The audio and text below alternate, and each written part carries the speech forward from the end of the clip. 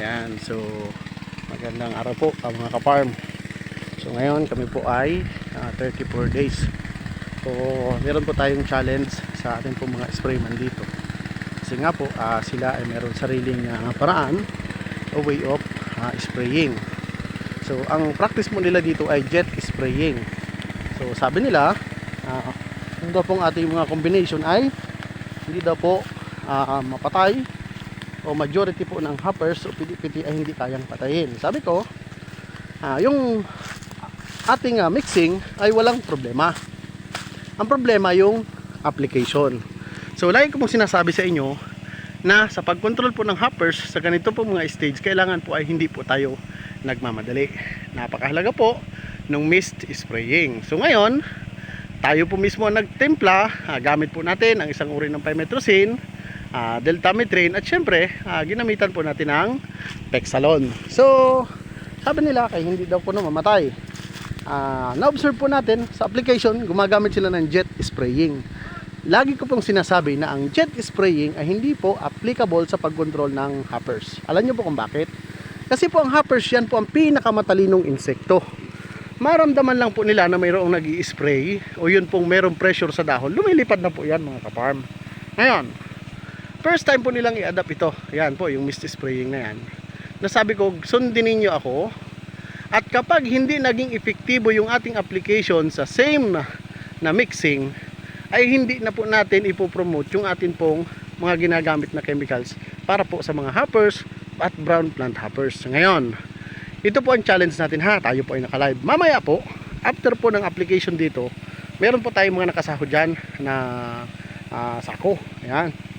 Kasi po, sabi nila, hindi daw po namamatay. Sabi ko, walang problema yung mixing. Ang problema is yung application.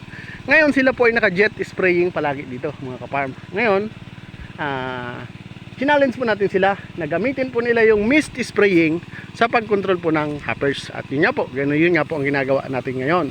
So ayan, sumusunod po yung ating sprayman. At makakatipid din po tayo doon sa mixing. Hindi po tayo magmamadali. Kasi po, kapag tayo po ay naka-jet spray, tayo po ay nakakukonsumo ng mas maraming tubig, mas maraming lason. Kaparm, yung loob ha! Kaparm! Yung loob ha! Yung loob! Yung loob! Ayan. Okay na. Ayan. Loob at labas. So, ayan. So, mamaya, pakita ko po sa inyo, gagawa po tayo ng almost 10 minutes po ng content.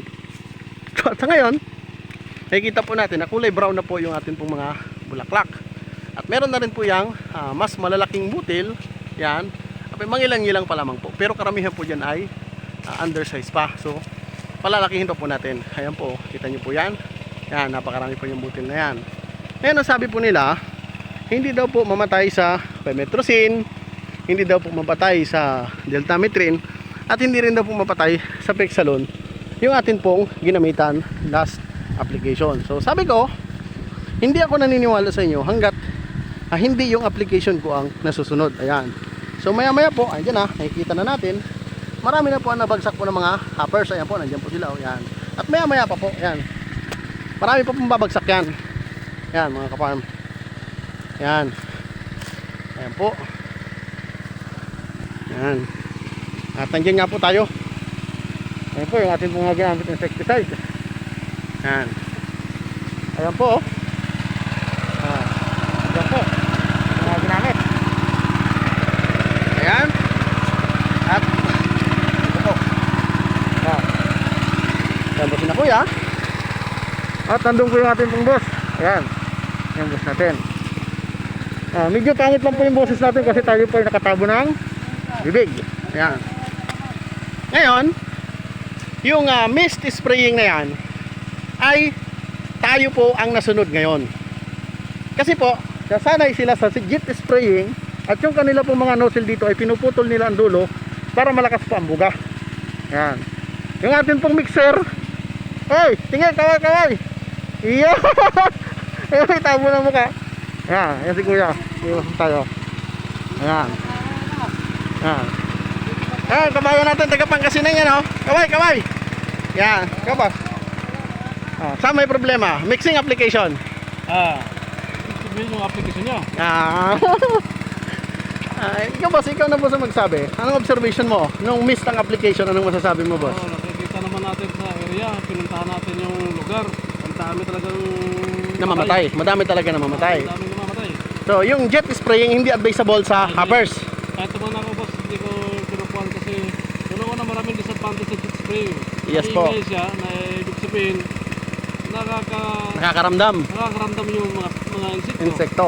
Malayo pa lang, naingay kasi. Maingay. Saka importante na yung mixing ay nasusunod. Oo. Saka Ayan. pangalawa doon sa kuhan, yung jet, mas ano siya, consumption siya, mas malakas yung consumption niya. Kapag nakamiss, Medyo ano siya, mabagal. saka walang pressure sa tao, hindi sila nagmamadali. Oo, tama. Ayan. Oh. Yan po si Boss, Boss tingin dito. Yan po si Boss Erdans po. Pitugo. Isang solid ka-farm po natin dito po sa Agusan del Norte. Del Norte. Ayan. So dito po tayo ha. May particular na sipit po. Party. Ayan. So ano masasabi niyo po sa Ka-Farm TV, Boss? Boss, masasabi ko lang boss. Napakalaking blessing po. Blessing po. Blessing po kayo sa amin boss. Sa akin, particularly kasi aminin ko man, baguhan lang din ako sa trabaho ito, sa negosyo ito. Kaya nung umpisa, para ba akong ibon na walang direction kung lumilipad. Ngayon, dahil kay Ka-Farm, nagkaroon ng direction. Okay, Boss. So sa ngayon nasa trial and error pa rin tayo na pinagbigyan ko yung diskarte ng mga tao mo. So ngayon, it's time para ako naman ang masunod, no? Ayan. So tayo po nakami-spraying po tayo ngayon. So makikita po ninyo yan ha. Kita yan. Tapon natin to. Ano, kita nyo po oh. Yan. Butil na po yan mga ka-farm. Yan po. Sa sobrang init po ay delay po ang development sa sobrang init. Ngayon, kung tayo po ay gagamit ng mga may init at sobrang tapang na lason, masisira po yung mga butil na yan. Kaya tayo po ay nagkakaktil ng mixing. Ayan. At ito po, pakita ko po sa inyo. Yan po yung mga hoppers na sabi nila ay hindi daw po namamatay. Ayan. Ayan po. Yan po sila mga kapal. Ayan. Ayan. Meron pa po tayo dito. Ayan po. Yan. Kita nyo po. Ayan. Ayan po. Ayan. Mga insekto po yan. At maya pa po yan, ma-observe nyo po yan, after po na mag-spray, mga 10 to 15 minutes, ayan, nagsisimula na po sila magbagsakan. Ayan po. Ayan, nagsisimula na sila magbagsakan kasi nga po, nandito na tayo sa area nito. Ka-farm! Ka-farm, patira yung ilalim ha! Yung baba! Yung baba! Importante din po na yung baba ay nai-sprayan din. Boss, pa-sprayan natin yung ilalim ha. Itong ano, para yung mga bumagsak ay matira natin. Ayan. Kasi po yan pong mga hoppers na yan, kung hindi po natin yan mapapatay, kawawa po yung ating pong mga nabubuong maliliit na butil na yan. At hindi po natin kailangan ng puwersahan po na pagpatay ng insekto sapagkat delay po ang development ng ating pong mga butil dahil po sa sobrang init mga ka-farm. So ayan, yan po yung tinatawag ko sa inyo na malaking factor din po ang climatic conditions. So ayan mga ka-farm ha, pinakita ko na po sa inyo yan. Yan hanggang dun. Yan. At yun nga po si Boss Erdans, tinitingnan niya na po ngayon kung gaano po kahalaga yung mist spraying kapag tama po ang ating mga mixing. Ayan po. Yan. Ang ating po mga butil. So hindi po natin yan pwedeng persahin. At lagi ko pong sinasabi, hindi ko po nire-recommend na gumamit kayo ng mga yellow label o mga matatapang na lason kung 34 days pero delay po ang development ng inyo pong mga butil. Lahat po ng ating mga pinaghirapan ay masasayang. Lahat po yan ay mababaliwala. At yun nga po, pagdating po sa tinatawag natin na tandog, napakahalaga din po ng mist spraying na yan. Ayan. So mga ka-farm, ito lamang po ay simple yung pagbabahagi ko sa inyo, bilang patunay ko po sa inyo na ang mist spraying po ang most effective po na application panlaban po sa hoppers mga ka-farm. Kaya muli, happy farming, stay healthy. God bless po sa ating lahat mula po dito sa Mantalio, Agusan del Norte. Nandito po ang inyo pong nag-iisang ka-farm. Ayan. At ayan po, continuous kami dito po sa area ni Boss Erdans Pitugo mga ka-farm. At yun po, continuous po ng spray. Hanggang ngayon po, mist spraying ang ginagawa dito At delay po ang development. Una, kulang din po kami dito sa pollinators. Pero may mangilan-ngilan na po na mas malalaki po sa munggo. Halos corn size na yung iba. Yan, yan. Delay lang po talaga ang development, mga kaparm.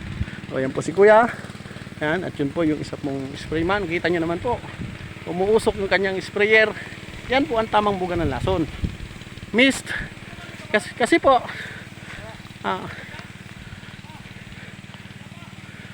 kasi po paglipad ng hindi pa natira yung 10 puno na yun. Wala pa yan, hindi pa natira. Yan. Kasi po kapag po hindi nakamist, tingnan nyo po yan kapag po hindi nakamist at tinamaan yung dahon at lumipad po yung hoppers, hindi na po natin sila matatamaan. Pero kung nakamist siya, paglipad niya, tatamaan po siya ng malausok na buga na yan po ay merong ating mga combination. So ibig sabihin, meron systemic at knockdown action, may kasama pang contact, patay po talaga ang ating pong mga kalaban ng mga brown plant hoppers. Pero kung ang ating pong gagawin ay jet spraying na malakas ang pressure na tumutunog kapag tumatama sa dahon, maaga pong makakamali ang ating mga kalabang insekto at mas mauuna po silang lumayo bago pa po dumating ang ating pong mga lason. So yan, isang simpleng pagbabahagi ko na naman po sa inyo na ang mist spraying po ay napakahalaga at kailangan po kung meron tayong mga farming practice sa ating pong mga sprayman, ako po'y nandito para ito'y baguhin. Kung kayo po'y maniniwala ay okay lang po sa akin at kung hindi ay wala din pong problema sa akin. So mula po dito sa area ni Boss Erdans Pitugo, isa na naman pong sistema ang ating binago at ito po'y pinatunayan natin na Kaparm TV po, mist spraying is the best spraying for hoppers, mga Kaparm. Importante, tama ang ating mga combination, tama ang application dahil kahit gaano po kagaling ang ating mga lason, kung tayo po ay nagkulang sa application nito ay wala rin pong mangyayari sa ating pong mga combination. Muli, happy farming, God bless po sa ating lahat. At yan po yung boss ko, boss. Magpapaalam na tayo, boss. Abay na. Ayan, so isa muna ang impression, boss. Isang impression muna bago tayo magtapos. Baka may gusto kang batiin. Wala. Okay na po. Ayan. Ayan, sa atin po. Farm TV. Ayan, At so sa pamilya niyo po. okay, ayan na po. At tayo po yung magpapaalam na muna dito sa ating mga ginagawa na to. At update po namin kayo after 3 to 4 days. Yun, delay po ang ating development dahil sa sobrang init. Pero nandyan po ang ating mga butil. Kapag ganyan po ang stage, wag po tayong maiinip. May pagkukusa po yan. Pag umulan po, bigla pong gaganda ang sukat ng ating pong mga butil. God bless po. I love you all.